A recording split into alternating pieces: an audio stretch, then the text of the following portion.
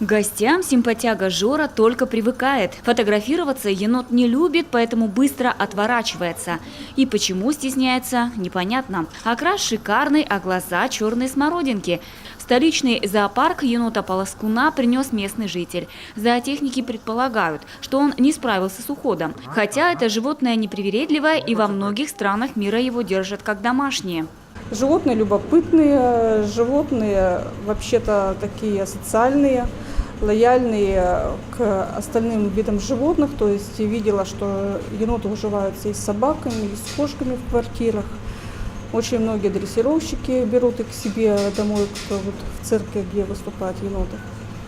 Ну, в принципе, зверек такой интересный. За 2 недели, именно столько он находится в вольере, Жора подружился с соседом, Насухой. Она тоже относится к семейству енотовых, а потому соседи поладили. Что касается нового дома, то енот его пока только обживает. Начинает подниматься по искусственным веткам. Хотя в природе ловко лазает по деревьям. Цепкие пальцы позволяют ему висеть, зацепившись за горизонтальный сук, или спускаться по стволу вниз головой. Из-за того, что вот он только адаптируется, он, конечно, ведет себя скромно, но в последнее время, когда я приношу еду, он там встает на лапки, тянет передние лапы,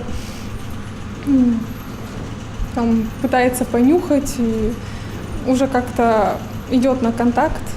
А еще Жора – обжора. Енот всеяден, поэтому в свои 1,5 года весьма упитан. На завтрак он съел кашу, на десерт яблоки, а вчера впервые попробовал ягоды. Больше всего по душе ему пришлась малина. Он еще питается едой. По характеру эти еноты очень любопытны, дрочливы и хитры. Как проявит себя Жора, пока не ясно. Но один из его талантов уже очевиден. Новый питомец еще тот актер. И при малейшей угрозе отлично притворяется мертвым. Анастасия Тюрнина, Олег Костромин, телеканал Юрган.